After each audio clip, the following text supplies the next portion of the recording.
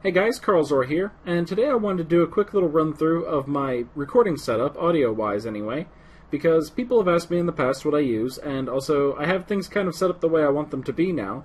So, aside from the fact that I'm on the floor right now, which is the best place that I have to record this, this is actually going to be my audio video, so to speak.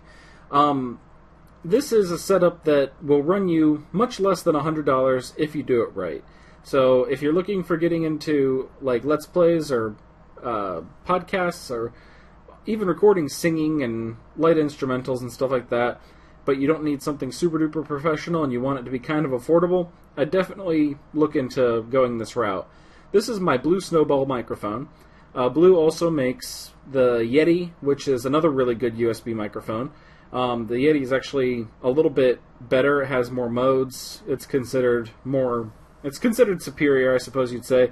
I like this one. I got it for $60. They usually run about $100, but if you keep an eye on Amazon.com, you'll often find a sale where you can get it for about $60 or so, and I didn't even have to pay shipping on mine. I'm actually recording the audio for this video with this microphone right now. I'm splicing it in over the cell phone footage. I'm recording the video with my cell phone, because that's the only way I can do it right now. Anyway, this is a good microphone. It has 3 different modes. It has where you just record from the front, where you record from the front and the back, and where you record just from the front with minus 10 decibels. So it's a little bit quieter, so if you're doing something loud in front of it, then it's not going to crackle and max out as easily. And that's controlled with a switch on the back that I can't show you, because if I touch it, it'll go all over the place, and it'll be crazy sounding. Anyway, now, if you're going to be sitting closer to the microphone that I'm sitting right now and speaking directly into it, which you should for the maximum audio quality, something that you'll need is a pop filter. And you can either buy one, and they run about maybe $20 to however much you want to pay, or you can make one. And I'll have a link in the description to help you make yours kind of sort of the way I made mine. This is a needlepoint hoop. At least this yellow part is, and the inner ring, you can see that there's an inner ring and an outer ring, and this is made out of nylon stocking, the filter part of it is. The advantage of doing it this way is that this was slightly cheaper.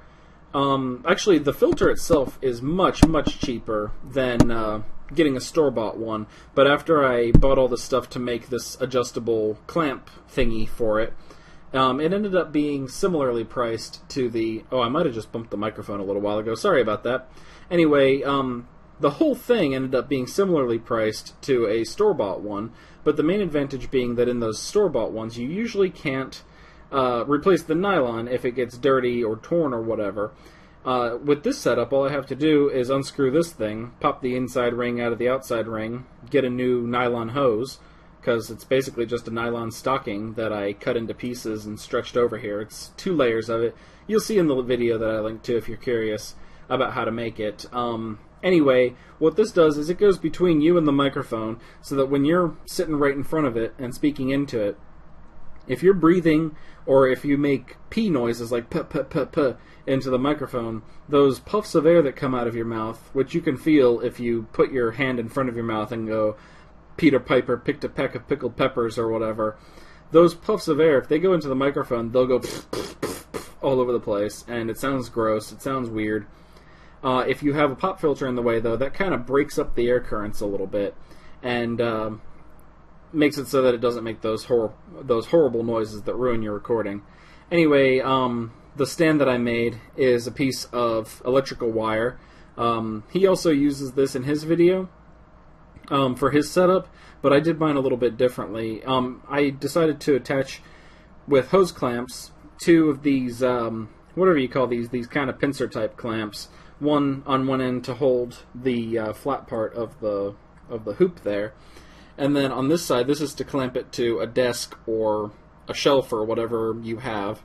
It can be clamped to a stand too, I suppose, but the way the other guy does it in his video, he'll show you how to make it so you can clamp it to a boom stand or something if you want.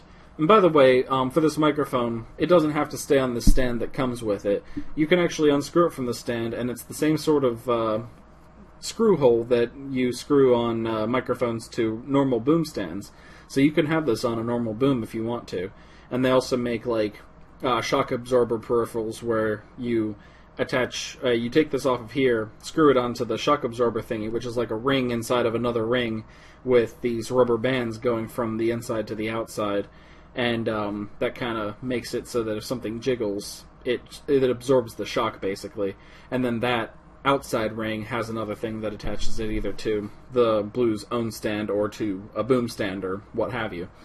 Not really fully necessary unless you have a big problem with your desk getting jostled or vibrated by, you know, I don't know, something outside shaking your house or something. Maybe you live near train tracks or something, in which case you have bigger problems for recording. But anyway, I've babbled too much. That's my basic audio recording setup. You can see on my computer screen right here the Audacity kind of setup there. That's Audacity recording the audio for this video. I'm going to edit them together in Sony Vegas or something later to make a nice, pretty video with good quality audio instead of cell phone camera audio. And that's what you guys will be seeing. So thanks for watching. Hope this was informative to you and or fascinating if you weren't really looking for information. But anyway, I will see you guys next time.